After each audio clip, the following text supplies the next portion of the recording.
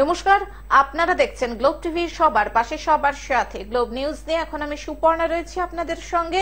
এক নজরে দেখে নেব আজকের বিশেষ বিশেষ খবর। রামনবমীর মিছিলে পড়ল বোমা। ট্রাস্টের উদ্যোগে বাসন্তী পুজো। রামসীতা মন্দিরে পুজো করলেন জুন। বিস্ফোরণের ঘটনা আসানসোলে। পানীয় জলের পাইপ ভেঙে বিপত্তি।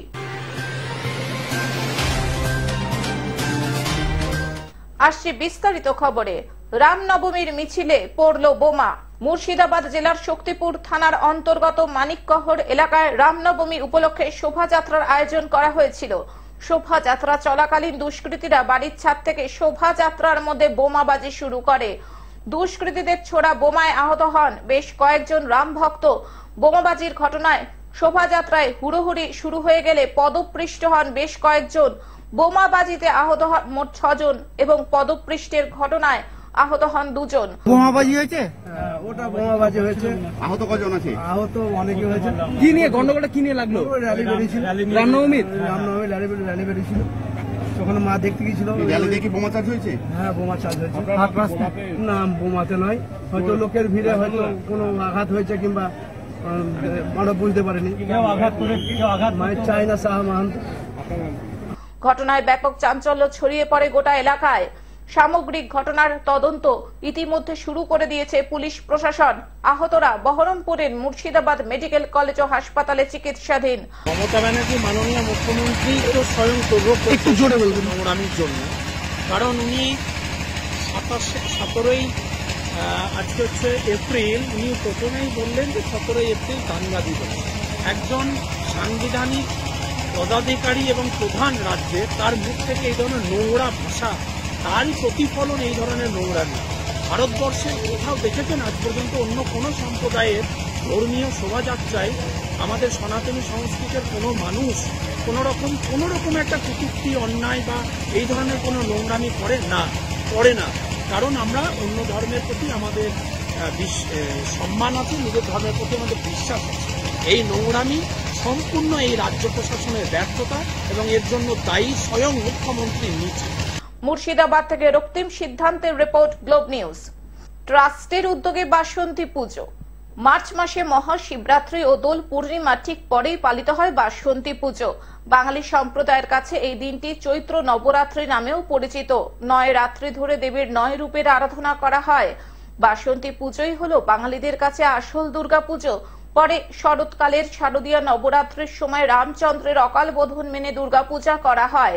এমতাবস্থায় মহন্ত মেমোরিয়াল ওয়েলফেয়ার ট্রাস্টের উদ্যোগে বিগত 8 বছরের ন্যায় এবারও 9তম বর্ষে পদার্পণ করা বাসন্তী পুজোর নবমী তিথির পুজো হলো।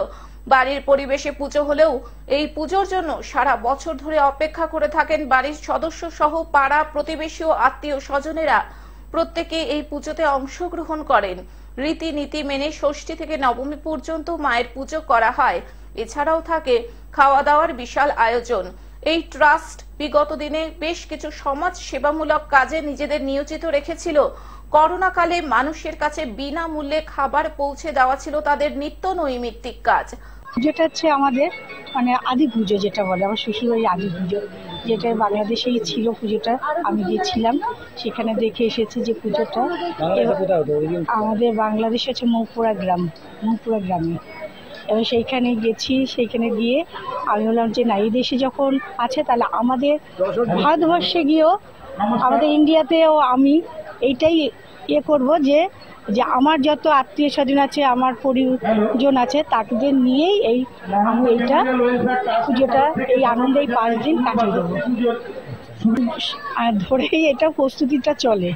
এবার এই 1 মাস ধরে প্রস্তুতি চলার পরে এবার পুজোর যে 1 সপ্তাহ আগে এই যে আমার আত্মীয় স্বজন, পরিবার, বন্ধু বান্ধব, এবার আমার গুরু বোনেরা এবার সবাই হেল্প করে। কেউ ঠাকুরের কাজ করে, কেউ এই সব রকম কাজ করে। আমাকে যে এটা করতে হবে এটার কোনো না, সবাই এটা নিজের পুজো মনে করে সবাই সব রকম কাজ করে এই আমার এই পুজোটা একদম দশমী পর্যন্ত চলে এরকম ভাবে। এটা আমার পুজো বলে আমি মনে করি না, এটা ভাবি যে এটা আমার সবার পুজো। বিধাননগর থেকে অনির্বাণ দত্তের report, globe news. Ram Sita মন্দিরে পুজো করলেন জুন। বুধবার মেদিনীপুর কেন্দ্রের তৃণমূল প্রার্থী জুন মালিয়া মেদিনীপুরের কাঁসাই নদীর পারে গান্ধীঘাটে পুরসভার উদ্যোগে নির্মিত রাম সীতা মন্দিরে যজ্ঞ ও পুজো করেন। পরে জানান, রাম কারোর একার নয়, তিনি সকলের সুখ শান্তি প্রার্থনা করে পুজো ও যজ্ঞ করলেন। রামনবমী যে কেউ পালন করতে পারেন, তবে রামের নামে কেউ ধর্মীয় উন্মাদনা করবেন, অন্য ধর্মের বিরুদ্ধাচরণ করবেন, এটার প্রতিবাদ তিনি করবেন। তার সঙ্গে ছিলেন মেদিনীপুর পৌরসভার চেয়ারম্যান সৌমেন খান। মেদিনীপুর সাংগঠনিক জেলা তৃণমূল ছাত্র পরিষদের পক্ষ থেকে আসন্ন লোকসভা নির্বাচনকে সামনে রেখে মেদিনীপুর লোকসভা কেন্দ্রের তৃণমূল কংগ্রেস মনোনীত প্রার্থী জুন মালিয়ার সমর্থনে হাজির ছিল বহু মানুষ। আজকে তো আমাদের রামনবমী জানেনি, এবং আজকে আমাদের এখানে গান্ধীঘাটে আমাদের রাম সীতা জির মন্দিরে ওখানে বজরংবলীও আছে, সবাইকে নিয়ে একটা আমাদের এলাকার সব মানুষদেরকে নিয়ে, মহিলাদেরকে নিয়ে, মায়েদের, বোনেদের, দিদিদের, ছোট ছোট যারা এসছেন তাদের সাথে তাদের সন্তানদের নিয়ে মঙ্গল কামনার একটি আমরা হোমযজ্ঞ করলাম এবং শ্রীরামের আরাধনা করলাম, পুজো দিলাম। হরিজনদেরও রাখা হয়েছে। আমরা সবাইকে নিয়ে চলতে ভালোবাসি, সুতরাং ওনাদেরকেও আমরা বলেছিলাম আসতে, ওনারা এসেছেন, আমার সঙ্গে যজ্ঞে বসেছেন, আহুতি দিয়েছেন, সবকিছু করেছেন, পার্টিসিপেট করেছেন। লোকসভা নির্বাচনের আবহে রামনবমী পালনের ধুম, একদিকে অগ্নিমিত্রা, এদিকে আপনি অনেক বেশি এবারে না, আমি গত বছরও আমরা পালন করেছিলাম রামনবমী। আপনাদের যদি মনে থাকে, আমি গত বছর আমরা এখানে এসেছিলাম, একটা সুন্দর বর্ণাঢ্য প্রসেশন আমরা করেছিলাম মেদিনীপুরের বুকে টাউনে, এবং এবারে যেহেতু আমাদের পুনর্নির্মিত হলো এই মন্দিরটি কয়েক মাস আগে, মনে হয় 2 মাস আগে, আই এম নট মিস্টেকেন, সেই জন্য এখানে এবার প্রত্যেক বছরই এখানে পুজো হবে। পশ্চিম মেদিনীপুর থেকে কল্যাণ মণ্ডলের রিপোর্ট, গ্লোব নিউজ। বিস্ফোরণের ঘটনা আসানসোলে। আসানসোলের জামুরিয়া ব্লকের সিদ্ধপুর বাগডিহা এলাকায় এক বাড়িতে বুধবার হঠাৎ সন্ধ্যায় বিস্ফোরণের ঘটনা ঘটে, উড়ে যায় বাড়ির একাংশ। এই বিষয়ে পশ্চিম বর্ধমান জেলা তৃণমূল সভাপতি নরেন্দ্রনাথ চক্রবর্তী বলেন, কাজল গড়াই নামে বিজেপি নেতার বাড়িতে বোমা মজুত রাখা হয়েছিল। রামনবমীর দিন অশান্তির ষড়যন্ত্র করার পরিকল্পনা ছিল। ঘটনার সঠিক তদন্তের দাবি করেন তিনি। জানতে পারলাম যে আচমকা বিজেপির যে কর্মী এবং তারা ওদের বাড়িতে বোম রেখেছিল, এবং আগামী দিন যাতে এলাকা সন্ত্রাস করার চেষ্টা করে সেজন্য ওরা বোম রেখেছে। এবং আমরা এলাকাতে উন্নয়নের মাধ্যমে বিজেপির বার্তা দিচ্ছি যে কিভাবে মানুষ উন্নয়ন পাচ্ছে সে চেষ্টা করছি, ওরা কিন্তু সন্ত্রাস চালিয়ে যাচ্ছে। কিন্তু যার ঘরে তপন ছিল সে বলছে আমি কোনো রাজনীতি দল করি না, কিন্তু অভিযোগ বিজেপির দিকে করছে। একবারে হরিণ বলে ছেড়ে আছে, কিন্তু বিজেপির সমর্থক বা কর্মী ওনারা সবাই করেছে, বুঝলি। এই ঘটনাটা আপনি কাজ করুন, এবং আমরা দায়িত্ব নিয়ে বলতে পারি ওনারাই করেছে। তিনি আরো বলেন, বিষয়টি নির্বাচন কমিশনকেও জানানো হয়েছে। খবর ছড়িয়ে পড়তে এলাকায় চাঞ্চল্যের সৃষ্টি হয়। ঘটনাস্থলে জামুরিয়া থানার পুলিশ পৌঁছে ঘটনার তদন্ত শুরু করেছেন। আমি স্যার কি করে জানবো, আমি বাড়ি ছিলাম, আমি মুরগি নিয়ে গেছি দোকান, স্যার মোড়ের দোকান করে। আমি বোমটা ফাটতে দেখেছি অর্ধেক দূরে স্যার। আমাদের বাড়িতে কেউ ছিল না, খালি আমার একটা বোমা ছিল আর একটা আমার মেয়ে ধরুন, ও বাথরুম গেছিল এখানে। ও এসে আমি দেখছি যে হাল্লা হয়েছে, বলছি দেখো এইখানে আমাদের বাড়িতে মনে হয় বোম ফুটে গেল। আমি মুরগির দোকান এনে পথে আমি গোটাই নামা গুজো করলাম, সব ভাগাভুগি করলাম, দিয়ে এসে দেখছি না স্যার এই অবস্থা। আমি দেখছি তাহলে 70 বেলা আমার ওয়ারাই।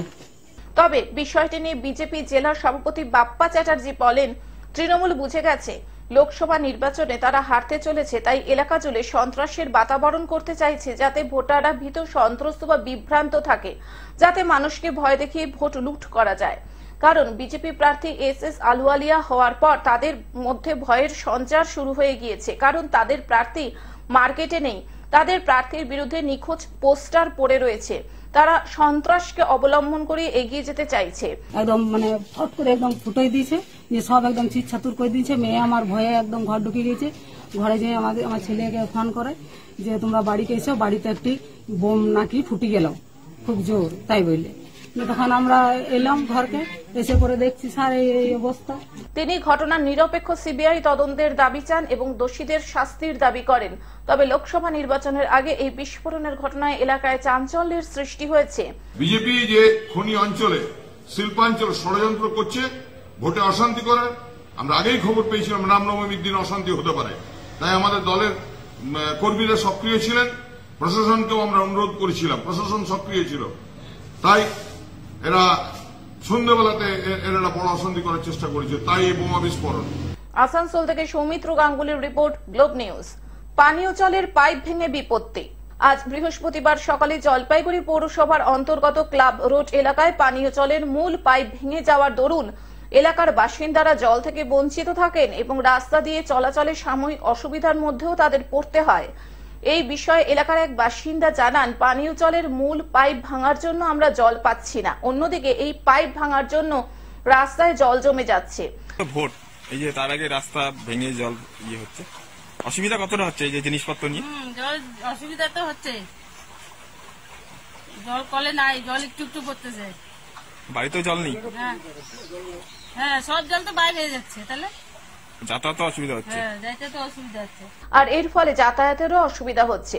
তবে মূল পাইপ ভাঙার প্রায় কয়েক ঘন্টার মধ্যেই জলপাইগুড়ি পৌরসভার তরফ থেকে পাইপ মেরামতি করে দেওয়া হয়। এটা হচ্ছে লিক হচ্ছে নাকি জানি না, ফাইটে গেছে, কিন্তু কোনো গাড়ি টাড়ি না। আমি যাওয়ার সময় দেখলাম যে হুট করে জল বার হয়ে গেল, মানে 6টা 6:30টার মধ্যে। পৌরসভা না পিএইচি? এটা মনে হয় পৌরসভা, ওই যে পৌরসভা না পিএইচি বসছে। জলপাইগুড়ি থেকে সায়ন সেনের রিপোর্ট, গ্লোব নিউজ।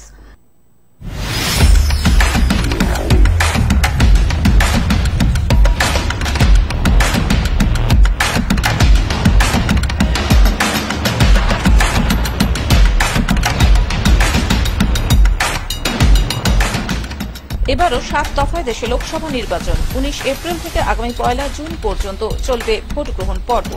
প্রথম দফার ভোট কোচবিহার, আলিপুরদুয়ার এবং জলপাইগুড়ি।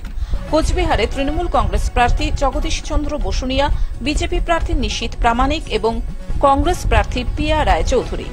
আলিপুরদুয়ারে তৃণমূল কংগ্রেস প্রার্থী প্রকাশ চিক বড়াইক এবং বিজেপি প্রার্থী মনোজ টিগ্গা। জলপাইগুড়িতে তৃণমূল কংগ্রেস প্রার্থী নির্মল চন্দ্র রায়, বিজেপি প্রার্থী ডক্টর জয়ন্ত রায় এবং সিপিআইএম প্রার্থী দেবরাজ বর্মন। এখন থেকে গ্লোব টিভি দেখুন আপনার স্মার্টফোনেও। গুগল প্লে স্টোর অথবা অ্যাপল স্টোর থেকে ডাউনলোড করুন গ্লোব টিভি লাইভ অ্যাপ এবং জিও টিভি অ্যাপ। এছাড়াও জিও ফাইবারেও গ্লোব টিভি দেখুন 1457 নম্বরে। আজকের মতন গ্লোব নিউজ এখন এই পর্যন্তই। দেখতে থাকুন গ্লোব টিভি, সবার পাশে সবার সাথে। নমস্কার।